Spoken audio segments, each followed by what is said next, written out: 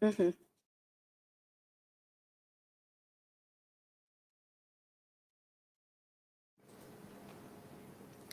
Yuma, hello and welcome today, everybody, to our concurrent session, Practical Strategies to Grow Empowering Organisations and Systems.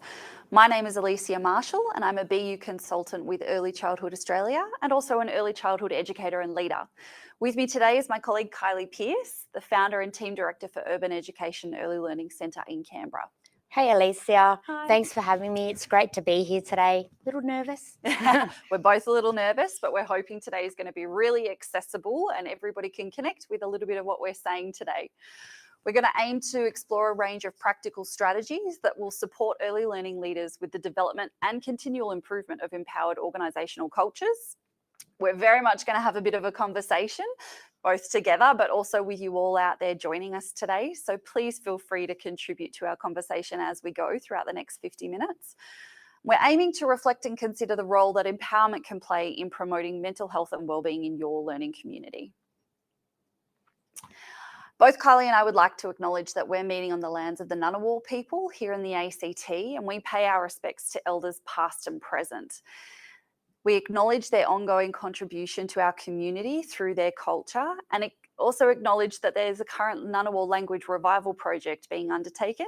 I said Yuma at the top of today's session, which is hello with the current language revival. We acknowledge that there's lots of you joining us from all over Australia today, and if yesterday is anything to go by, even from across the world.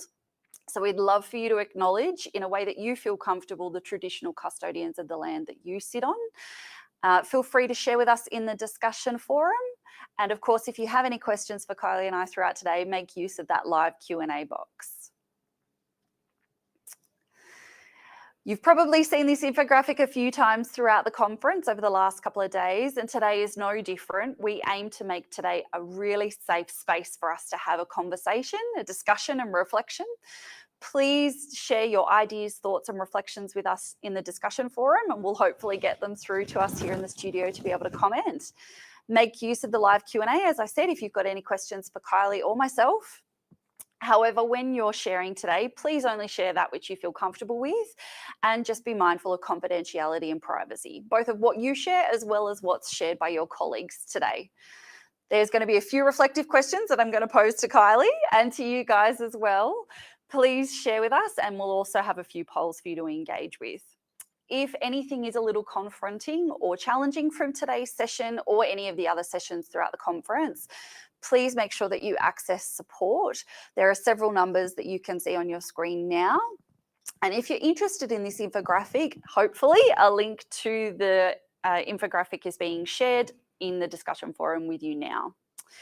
I'd also like to acknowledge that we're very, very busy in the early learning sector here at the moment, like most moments, but we really want to acknowledge the time that you've taken and the effort that you've made to come and share with us today. And we really appreciate your time and anything that you'd like to share with us. All right. You've probably seen this a little bit throughout the last 2 days, but just for anyone who may not have joined us already, BU is a national mental health initiative for educators who care and educate for children from birth all the way through to 18 years of age. Led by Beyond Blue and in partnership with Early Childhood Australia and Headspace, it is funded and so free of charge to all of you out there. It's available for every educator, early learning service and school, and will empower you to build your mental health literacy and support children's social and emotional well-being. The vision is about building a positive, inclusive and resilient community where every single member, children, educators, family members and other community members can achieve their best possible mental health. So for any of you who visited the website, you'll see that there is a range of different resources that you can access that will support you in this particular journey. And for anyone who's registered as a whole learning community, there's an additional range of tools and resources to support implementation across a whole of learning community setting. You would have seen some of these resources shared throughout the conference, and we'll aim to do so with you here today. But of course, visit our website at bu.edu.au for any further information. And remember to use the hashtag BUVirtual to share your journey with all of us. All right, on to today. Enough of me talking a little bit. We're going to look and describe the concept of an empowered organisation We're going to explore a range of practical strategies and systems for creating and maintaining empowered organisations. We'll unpack the role of leaders in building this organisational culture and then understand the benefits that an empowered organisation can play in mental health and wellbeing. All right, our first reflective question of the day to all of you and to Kylie. I'm really keen to know what comes to mind when you think of that term, empowered organisation. Well, when I think of the term empowered organisation, I think of a team that wants to be here, where we're all considered equal and there's no hierarchy. A team that wants to come up and show up every day. We focus on each other's individual strengths. We support everyone's career aspirations, and it's empowering for everyone, the staff, the children, the families, and the community members.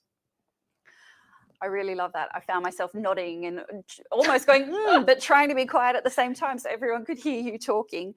I think for me, what really comes out of what you've just said is that idea around a distributed concept of power, that there wasn't a hierarchy and that everybody's empowered to feel like they're an equal member and to contribute. I think ultimately what comes up for me is some of the definitions of empowerment, and we're just getting the discussion forum brought up for us so that I can see some of what you're saying as well. So I can see the ideas about everyone being supported, shared decision making, a really great idea. Working together for a common goal, and that's a really big one. Thank you, Lynn. When we look at the definitions of an empowered organisation, one of the things that comes up is this process of becoming stronger and more confident. So for an individual, that ability to control your own life and claiming your own rights. When we look at the psychological definition of empowerment, it's around intrinsic task motivation and reflecting on that sense of self-control in relation to your own work and your work role. So I see what's coming through in the discussion forum as well is that idea around autonomy and collaboration, an individual sense of agency and having the ability to make those decisions. Shared decision making was something that came up a bit before too. Then we're thinking if we have agency and autonomy over decision making, there's that concept of shared responsibility, distributed responsibility, that not one person is ultimately responsible. And if everybody has a shared sense of responsibility, they've got a greater level of ownership over the achieved goal or end outcome. The other thing that comes up for me there is that idea of trust. So if we're all going to have an aspect to play and we're all going to share that responsibility, we have to be able to trust one another as well. And thank you to everybody who's still popping through their ideas. It's great to see you all contributing to today's conversation. The other thing that I can see there is everyone being equal, which is a great idea. So now we're going to start a poll. Let's keep your contributions rolling. I'm keen to know, as a team, how often do you actively consider and discuss aspects of empowerment at your place? You can see there's a couple of options up on the screen. Please just select one, or if one doesn't suit, share with us your response in the discussion forum. Whilst we're waiting for those answers to come through, Kylie, you founded Urban Education Early Learning Centre. At what point did you consider empowerment? Oh, easy from the beginning. I was never going to be able to achieve what we wanted on my own. I knew I needed an awesome team behind me. I've had a previous experience in workplaces where empowerment wasn't considered for employees. I wanted my team to have a voice. Each member of my team is valued. I believe success can only occur, when a team of empowered individuals work together and everyone gets to contribute.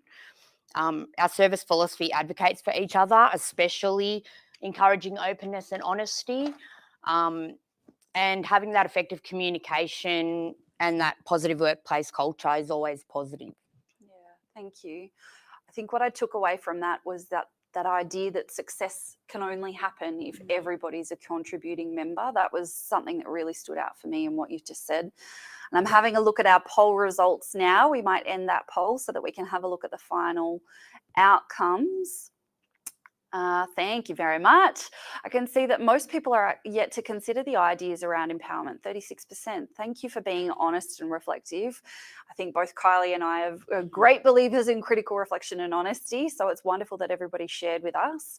It's good to see that there are a significant portion of you who've considered empowerment for your team as well, and hopefully throughout today's conversation you'll get some further ideas on how to implement that at your place. Thank you, everybody who participated in that. So, taking that idea about success is only capable if everybody in the team participates. Kylie, back to you. How do you get everyone to proactively contribute and actually want to be a part of that team? Well, for us at Urban, we develop the relationships and connections right from the very beginning from the interview phase. We learn about the individual, their goals, aspirations, the character, the personality types.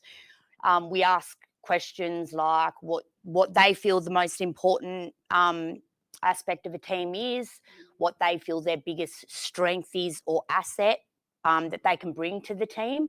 It helps us to see if they're able to fit in with our team philosophy and how we can support them as an individual. So, yeah. Thanks so much for sharing with that, Kylie. I think when listening to what you were just saying, it really comes down to that idea of adult learning principles. And I know when Kylie and I were initially having a conversation to prepare for today's session, I just asked her some generic questions, and as she was talking, it really made me think about what theoretical perspective was behind some of these ideas that Kylie was implementing at her place. And adult learning principles and adult learning theory was absolutely the thing that stood out for me. We know that adults learn very differently to children, and wanting adults to engage in that concept is a bit of a different process. And from what Kylie was talking about, that idea of immediately connecting to a person's individual aspirations and goals, automatically identifying their passions, and then also talking to them about what their idea of being a team means, really was going through a process of connecting that individual to a purpose, clarifying and communicating the why or the vision, both for Kylie's overall organisation at Urban Education, but also for each of those individuals who came to interview with her. She was supporting them to understand how they could connect to the overall service philosophy. The next thing that I sort of picked up from a lot of that was about that learner's self-concept. You really took the time to understand each individual and how they would be supported in your ways of working. So it wasn't that one size model fits all. Yeah. You really took in that idea of finding a connection to each individual and how they were going to support and contribute to your overall team. And I can see that Hayley's just shared in the discussion forum a link to the adult learning principles in our BU Share and Extend guide if you're curious to learn a little bit more about this after today. The other thing that I think about when you're talking about a learner's self-concept is building an individual's self-awareness too about their own ways of learning and their own passions and strengths and the areas in which we can improve too, because we're also about continuous improvement. So by asking those questions in the interview process, you are supporting them to build that self-awareness and for them to establish those understandings of their own ways of learning. In a sense, you were supporting their readiness to learn by helping them identify what it was that they wanted to learn and the ways in which they wanted to learn as well. The other thing that I really love about what you were doing there is you were automatically talking about the motivation of self-improvement, that was something that's ultimately valued at your organisation and expected from anyone who contributes as a member of your team. So supporting everybody to automatically understand how they would engage in self-improvement or continuous improvement, both for themselves as individuals, but then also for the overall organisation. When we think of some of those other adult learning principles, one of the things that really stands out to me that's quite different from the way that children learn is that concept of using prior experience. We know that for adults, we ultimately need to see a relevance to how new learning connects to what we already know and how it's going to benefit us immediately in the short term and then also in the long term. So I'm curious to understand a little bit more, Kylie. In our initial conversations preparing for today, you were talking about one of your continuous improvement methods and how you invite members of your team to actually take ownership over a specific quality improvement goal on your QIP, and that you support them to then share with the rest of your team in a team planning session or a team workshop. Can you share a little bit more about this? Well, yeah, overall, what's more empowering than doing something that you're absolutely passionate about and can be supported in within our workplace? So an example, we have an educator that is extremely passionate about trauma-enforced practices, and so they are now leading the way in developing and implementing our new behaviour guidance policy and procedure. We have another team member that's an absolute gun with nutrition and has been led to establish workshops to enhance our team's understanding around nutrition and asthma and anaphylaxis practices. But as I mentioned earlier, with our philosophy, we value and advocate for a culture of continuous improvement from everyone, and encourage each other, to respectfully challenge and question one another on any given circumstance. Sorry, I just realised that I didn't change the slides for Kylie there. She's done very well remembering off the top of her head. I think what I took away from what you were talking about just then, and one of the things that really stood out in my time visiting you and your team, was that in this process of developing a quality improvement goal based off someone's individual strengths and interests and passions, and then supporting them to create their own journey, you were ultimately focusing on an end goal rather than the steps that you would take to get to that goal. And if we think about that, ultimately what it does is it provides that individual or that group of people with a sense of agency and autonomy over the implementation of continuous improvement. So for me, that automatically says less micromanaging for you, because you're not expecting a pathway or certain steps on how a goal is going to be achieved. You're ultimately giving the responsibility to your team members to create a journey or a pathway that works for them in their ways of learning and engaging. Thinking about that too, your team members have that sense of ownership over what it is that they're aiming to achieve, both for themselves and the organisation. So they have a greater stake in it being successful, and they've got a greater sense of responsibility in it becoming successful. The other thing that I sort of looked at there was your ideas of two-way learning concept, that you're not the keeper of all of the knowledge as the leader of your organisation, that you very much understand that learning is two ways, and you will learn from your team just as much as they will learn from you in this process of continuous improvement. The other thing that I really loved there was that you use the terminology of team workshops as opposed to staff meetings or anything like that, which automatically is a greater level of inclusive language, I felt. Yeah. And I can see that we've got a comment in the discussion forum about great to hear support for the team, and shared information is beneficial for everybody. Absolutely. We know that in order to achieve goals and continuous improvement ideas, that it actually takes a whole of learning community to be able to achieve that. One person cannot implement that across a whole team. So when you've got a whole team contributing to the same ideas, you're more than likely to have successful application. And it develops their confidence as an individual. Yeah, absolutely. Yeah. I love that. One of the other things that I sort of thought about in what you were talking about there was some of Erin Ito's work. She is a PhD doctorate in the psychology of occupational health. She's actually got a really fabulous blog that lists it down to 7 easy steps on how to create an empowered organisation. But in a lot of her work, one of the things that she talks about is this idea for advocating for open and honest feedback and communication systems. And I can see that someone else has tagged in with me right there too, that authenticity as well. Transparency, being really open and honest, but allowing that for everybody within your team. Kylie, you use that term, respectfully challenging one another, which just had a little buzz for me, and I'm keen to hear more about that. how do you actually support your team in feeling confident enough to respectfully challenge each other? I guess it just comes down to supporting their own individual development of confidence as a team member, and of course having an open door policy. Yeah, I can actually very much attest to Kylie's open door policy. When I was visiting her at her service, having a bit of a yarn about today's session, we did have the door closed because we were very deep in reflective conversation and thought, and we could hear a little knock at the door at one point, and a parent very kindly and respectfully, "Oh, okay, come on, we've got to go, the door's closed."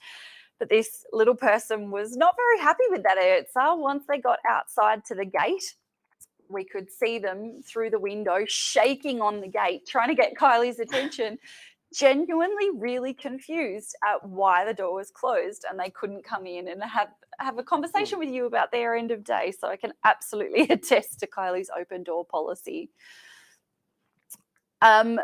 Going back to our adult learning principles and thinking about what you've just sort of said there, Kylie, about this respectfully challenging one another, I think what I'm hearing there is this idea about acknowledging mistakes just as much as acknowledging successful achievement as well. That idea that mistakes are valued as a part of the learning process. And by having the opportunity to feel vulnerable and support one another in growing and learning, you're building this idea of a growth mindset amongst your team, who then feel confident enough to be able to make those mistakes and to take on those challenges to work towards an overall end goal. I can also hear that you're building in a learner's self-concept with their ability to choose their methods of engagement and learning. So that idea of supporting them to feel capable and acknowledged in their chosen ways. And we do know that adult learners truly value more modern ways of learning and engaging, and that they're quite practical and goal orientated. They really need to understand how this is going to be beneficial for them in the relevancy of their own successes and goals. Kylie, you mentioned in our conversations your belief in acknowledging each individual and recognizing them for their work and efforts. And you mentioned your idea of team shout outs. I'm keen to hear a little bit more about that. Well, our team shout outs were born from wanting, or the want to acknowledge the efforts and achievements of our individual team members or teams in general. People should be credited for the work they put in each and every day. It may seem small to others, but to an individual, acknowledgements are everything. Urban, I should say. Our team was recently awarded the Local Business Awards Small Business of the Year for Early Education Centre. And I was so incredibly proud that and elated that the team were able to be given recognition and acknowledged for everything they put in each and every day. Yeah. I know that Kylie's a little bit humble, but she's very, very proud of her team out at Urban for the Small Business Award. And I remember when we were preparing today's speech, you actually didn't want to include that. And I was very adamant about including that in recognizing both yourself as a leader and the culture that you're creating, but also the team and the work that everybody's put towards creating the empowered atmosphere. And I can see that we've had a question come through from the live Q&A, and so I'm keen to hear your thoughts, and I'll add some as well. What if you are inexperienced but feel like the environment is toxic? What are your ideas? Everyone should be offered the chance of succession. You should be able to have the confidence to go to somebody, to be supported by somebody in your workplace. I know there's plenty of external places that are able to offer support for early education professionals if you're not feeling that you're being heard in your place of work. But yeah, it's, I suppose, finding the right balance. It's finding someone that you can have those conversations with so that you can reach out if need be, because we all need somebody to lean on here and there. Yeah, absolutely.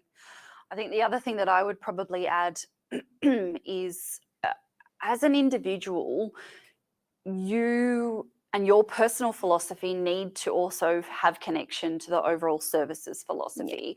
And that's why we do that in early learning, because there are various services that have different beliefs and ways of working as well. So when you're engaging in the concept of entering a workplace, make sure that you have a look at the services philosophy. You have conversations with the leadership team to ascertain whether it truly is the right space for you to be a part of and you can envision yourself contributing to.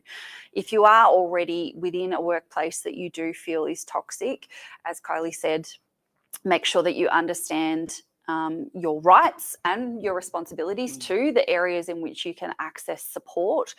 Most places do have a EAP, an employee assistance program, but of course, if your service is one that doesn't have access to that, we had that mental health support services infographic at the top of today's session with various helplines that you can access to be able to speak to someone to gain further support and suggestions on what you might be able to do. My strong belief is that you do need to feel like you have an element of psychological safety. And if that's something that's not available to you, then you might want to consider what methods you have within your control to start looking at that and having conversations with your team members to maybe have some discussion around what empowerment means. It could be something as simple as asking to share in a team workshop or a staff meeting a conversation about what everybody's definition of empowerment is, and start with those conversations right there. I can see another question that's come through in the live Q&A, which we might answer before we move on to the next part. Growth mindset, are we referring to Dr. Dweck's research? Yes, that is absolutely what we were referring to there. All right. Now we're going to move on to the role of a leader in that concept of empowered organisations. And we are running ahead of time today, so feel free to keep throwing us those questions because we would love to hear from you and be able to comment. Some of the ideas, if you've been paying attention, we've probably already spoken a little bit about the role of the leader and the element that they have to play in an empowered organisation. Some of the things that we've discussed there are open communication and transparency. The other thing that's probably really important there is the clarification of their expectations and roles. If everybody's very thoroughly aware of what is expected of them and the role that they play within the overall team, we're more than likely to have success because everybody's automatically aware of the position that they play. Other things that we've spoken about, Kylie, you mentioned that idea of distributed leadership, so minimizing of the hierarchy, really establishing a sense of responsibility for everybody as a team member, and an overall commitment to achieving goals. Encouraging confidence within each person and respecting that idea of vulnerability, that mistakes are methods of achieving that overall end goal. Respectfully challenging one another, so a growth mindset attitude that we're all here to learn and to learn from one another, and that it's really important to value that concept of continuous improvement. Equitable options for continuous learning, that comes back to adult learning principles, really understanding that there's no one set methodology for every person, that we're all going to learn in really different ways, and we want to value that and really encourage the self-awareness of individuals to understand the methods of learning that are really going to suit them. I'm just having a quick look at our discussion forum and to see if we can add anything to the ideas here. So I can see someone's mentioned personal development plans, which is support empowerment opportunities. And that's actually a question. So we might stop and answer that before we move on to the next bit. What do you think of personal development plans, Kylie? Well, I think they need to be a two-way street. It definitely needs to be not just your place of employment. It needs to be created between, like a collaboration between the two, yourself and how you fit in and where you see yourself in creating these plans. So as I said, it's a two-way street. You need to be supported to develop these on your own, like a sense of empowerment with opportunities, with ideas, with interests that you have, with ideas that you have for the service that you work at. Yeah. I think when I think of personal development plans, ultimately what comes out for me is that idea of taking a strength or an interest or even an area of improvement that you've identified that you want to work on, and committing it to, in particular, a SMART goal. For those of you who might not have heard of SMART goals before, here we're referring to something that's specific, measurable, attainable, realistic, and time-framed. And again, this is actually one of our adult learning principles, that we're sitting down and we're specifying how it is that we're going to achieve that goal, which ultimately increases the level of responsibility and ownership over how you're going to get there. What you've described, it's giving each individual agency over how they're going to do it too. And it's providing you with an ability to monitor yourself in that continuous improvement process. And being given the opportunity to be supported to achieve these things. I love that idea, absolutely. And I think in Erin Ito's work and in adult learning principles, we identify that adults actually want to be supported in their learning process. They really value that idea of mentorship. And I know that's something that you guys do at Urban Education as well. So supporting through a professional development plan, not only are you creating a pathway on how the individual is going to get there, but you're also talking about methods of how they're going to receive the support to do that as well, and what resources you might be able to use along the way, which is great. So one of the other things that I think we've probably spoken about, and you just mentioned it here too, it kind of sums it up really nicely, that idea of two-way learning and two-way contribution. When I actually asked Kylie what her definition of an effective leader was, her response to me was that she never wears high heels to work. And that's exactly what she said. And I remember laughing and then asking her to elaborate a little bit. And she was telling me that if she wore high heels to work, she wouldn't be able to effectively go into any of the rooms and to support not only the children, but also the educators in that space. You wouldn't be able to achieve role modeling through your own engagement in supporting your team, and that you wouldn't be an effective leader because you wouldn't be able to support everybody through moving. Kylie didn't like the idea of moving around in high heels in her space. Oh, it's a bit of a risk too. But I'm curious for you to share with everybody here today as well. In the end, what did you define as an effective leader? I've always probably struggled a bit with this because it's, in retrospect, talking about myself, and I'm not really confident in coming across and being out there. But for me personally, being a leader is someone that's present and available each and every day. You're going to acknowledge the individual roles that each of your team members play, and the contribution they give to your service. I always am one to acknowledge the role in the success of a team, or when mistakes are made. I always critically reflect on that and question, have I given these team members the right tools to be able to succeed? You've got to have self-reflection. You need to be able to guide and support each person's individual journey. Not everybody fits in the same box. So yeah, it's providing that safe space. It's being flexible and adaptable, continuously on your feet. Yeah, absolutely. And I can see that we had a comment there around sometimes we may potentially notice flaws rather than strengths as an automatic tendency, and then how do we give the feedback in a positive way? And you were sort of alluding to a little bit of that, but do you want to elaborate on that point a little more? Sorry, giving positive feedback. How to give feedback in a really positive way? Yeah. Well, I think obviously it needs to be direct to the person. It needs to happen where possible throughout that process as soon as possible. Like, it's not something that should be like wait until a time when it's readily made available for me or it suits me. I need to be able to actively engage myself in supporting these people and giving them positive feedback and credentials right then and there, because the growth is going to start from that opportunity, not from waiting until I've provided that feedback. So yeah. The other thing that I think about here is, again, acknowledging each individual and their learner's self-concept. I think it's really important to actually have those conversations with everybody about how they like to receive feedback, both positive and constructive.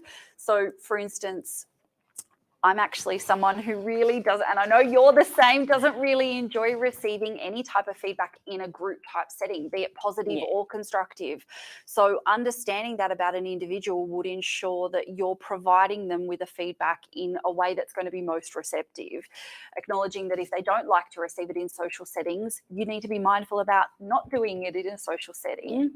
But still finding a way to do it in real time. So you might just quickly pull them aside to say, I can see how you acknowledge that child's feelings, for instance, in that space. And did you notice how when you acknowledge that child's feelings, their behavioural response calmed down and they responded to you and they really then wanted to engage with you and find a pathway forward? That's such a brilliant way of doing it. So really acknowledging in a way and a methodology that's going to be suitable to each individual, I think, is probably a way that we can focus on feedback as a whole, be it both positive and constructive, because both need to be provided. But understanding a preference. And I think that's why it's important for leaders to get to know the individuals right from the get-go, right from the very beginning. Vest your time in your people to know them, because then it's going to be a win-win situation. Yeah, absolutely. And I think if you're open and transparent and also consistent in your approaches on how you support the team as well, they're going to naturally develop a trust in you and your leadership role as well. They'll understand how you're going to respond to them and that you're also going to respect their ways of engaging as well. I'm a bit of a stirrer. Not going to lie. But I love them all. A conversation for another day, I imagine. So some of the other things that probably stood out for me in what we've just been talking about is, I think for you, when I hear you talk about your role as a leader, and I know it hasn't always been the case for you, but you've really worked hard at being very self-aware.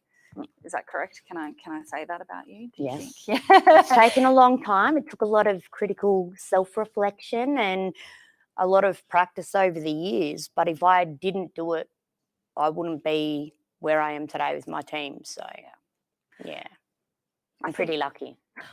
You are, but you've also worked really hard to get there. And I think that's an accomplishment that you can probably acknowledge too. And for me, that comes through in your journey that you've taken to be more self-aware and critically reflective in your own journey and the role that you play as a leader.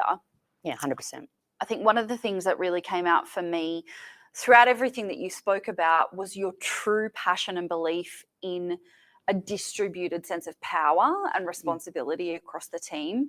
And you don't just say that, you genuinely walk the walk in all of the actions that you implement in your team through both your strategies and your systems. So the way that people engage in our regulations and legislations and quality improvement practice and your pedagogy.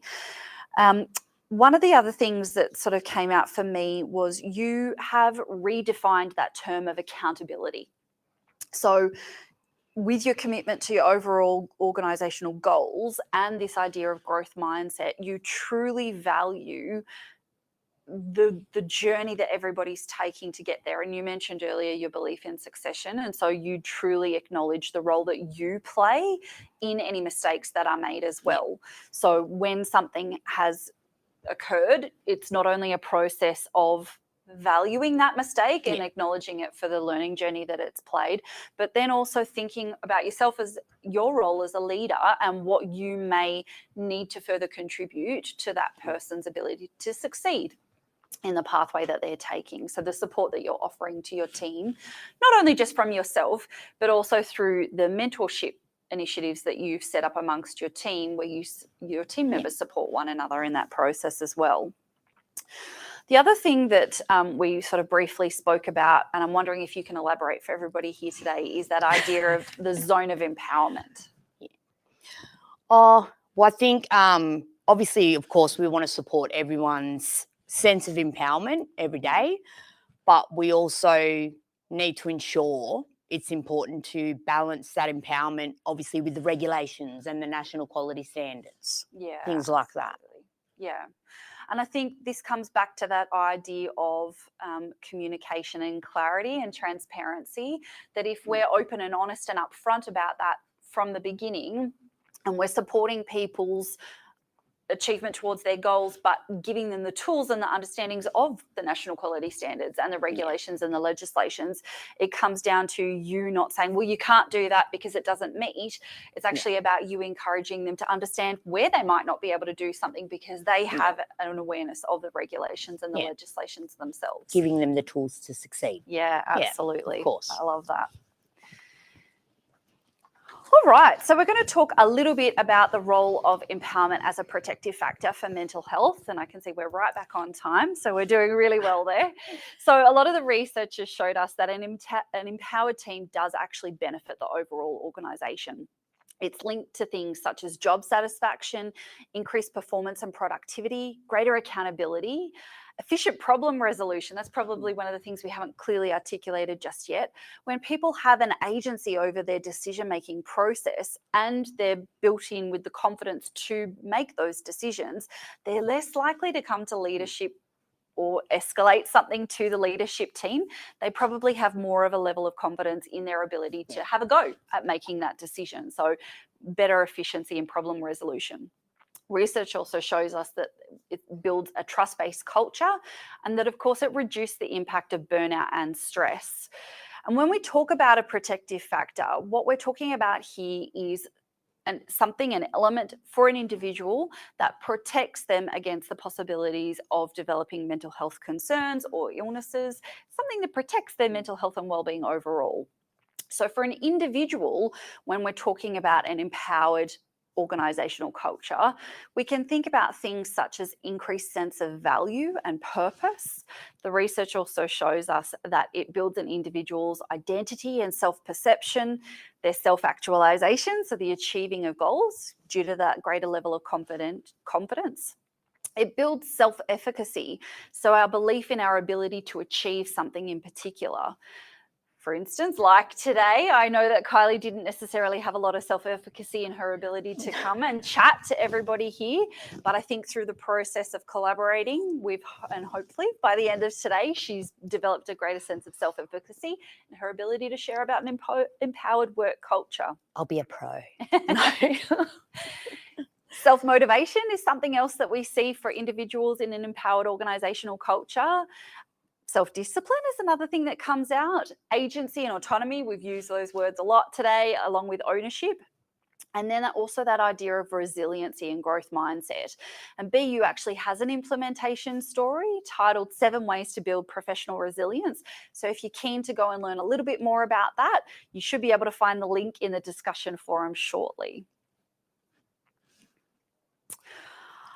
Okay, now, Kylie, in our conversations preparing for today, you actually mentioned a point that I hadn't considered myself either.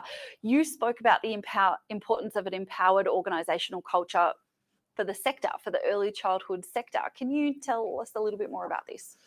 Well, I think now in the current climate, it's more important than ever to have empowered educators and professionals coming through early education and care. We need empowered teams lead to educators staying in the profession. I've worked with quite a few of my teammates for a number of years, and we love coming to work each and every day, and we love being there with each other. They've become an extension of my family, really. We support each other when we go off on tangents and are passionate about learning opportunities, and we get really excited like it's Christmas. So we, as a whole though, for the urban team, we more than ever, we want to advocate for our early childhood as a profession and support anyone and everyone out there any way we can. I really love that, and that term advocacy really stands out for me, that when we're supporting those ideas of an empowered culture, ultimately what we're doing is we're advocating for each individual and their ability and capability of being an early learning educator, whatever that means for them. That's such an important point. I don't know about any of you, but I know that I could probably keep talking about this concept for a very, very long time, but we are reaching the end of today's session. And in the purposes of wrapping up, it's really important for us to consider next steps. So we're going to initiate our next poll, and I'm really keen to hear from all of you joining us today. What are your next steps towards considering an empowerment for your particular learning community? Now, you're more than welcome to select multiple options here if you like. And of course, if there's nothing that floats your boat in those options, please tell us in the discussion forum any of your ideas about where to next for you. But Kylie, I'm keen to hear what's your biggest takeaway from our conversation today? Well, hopefully that leaders are able to step up and work with their teams to advocate for early childhood as a profession, as a career, as an individual, and that they can support each other and get into that growth mindset and empower each other to make it a better learning opportunity for our little mini humans. Yeah. I think for me, and I know I've said this to you multiple times in our conversations already, but the terminology that you used around respectfully challenging one another, for me, that epitomized the concept of an empowered culture. Like you, I've come from workplaces that didn't necessarily have that before, and I absolutely feel that now in my BU team. And so as soon as you said that term, I went, yes, that's exactly what it speaks to for me. All right, let's hear what all of you have to say out there. So we've got 44% are going to reflect upon their role as a leader and how they might be able to incorporate empowerment a little bit better. There's a few people who are going to go back to their service philosophy and other policy documents to see how they can consider empowerment in those spaces. And then a few of you, 19%, who are going to learn about adult learning principles. That's fantastic. Thank you so much for sharing, everybody. All right, so my next call to action, I think the biggest thing that I'm going to encourage all of you to do out there today is actually take these ideas of what next and turn them into achievable, smart goals and action plans. Share with us as a BU team. So speak to your BU consultant, who is a valuable resource for anyone who comes from a registered learning community. Ask for their support in developing your next steps into a BU action plan. For anyone who might not be coming from a registered learning community, consider registering. You can do so on our website. And for anyone else who may be in a different space, you can access any of our BU online implementation sessions and events and speak to a BU consultant to gain further support about how you might be able to take your ideas and develop them into an action plan. But we really recommend that you keep in touch. Use the BU social media, BU virtual hashtag, and let us know about what your action steps are and how you've gone about implementing those, what's been a success, what you may need to have changed. We really value hearing that. We've spoken about it a little bit already today, but generating a mentally healthy community is absolutely a shared responsibility, and a collaborative approach is best. So we really encourage you to consider building your BU action team. More people are better than one, and so it's a collaborative approach that works. Please consider that. There's more information available on the BU website. The other thing that I want to recommend to all of you today is that we're going to host a BU conversation session for any of you joining us here today in the concurrent session. So if you're keen to come and speak to me and continue these conversations, I'll be online on Monday, the 27th of June at 10 a.m. Australian Eastern Standard Time. Please come along and continue the conversation. The link to this particular BU conversation should hopefully be shared in the discussion forum with you now. I look forward to hopefully seeing you there. Definitely stay connected. If you haven't registered with BU yet, please do, to gain further access to our resources and tools. And we look forward to hearing more from all of you in the journey that you're taking towards creating an empowered organisation. Thank you to everybody who's thanking us in the discussion forum. I can see that there's a lot of people feeling a bit inspired about where to next and what they're going to do. Kylie, there's a thank you to you there about being an inspiring leader. No. And I'm really glad that they did that. I want to say a huge thank you to you from the whole BU team for participating today. It's been absolutely amazing having this opportunity to have these conversations with you. No, thank you, Alicia, for having me. I'm glad that Kylie's inspired some of you out there. She's definitely inspired me in these conversations. And good luck to everybody in your ongoing journey towards mental health literacy and wellness. Thanks again.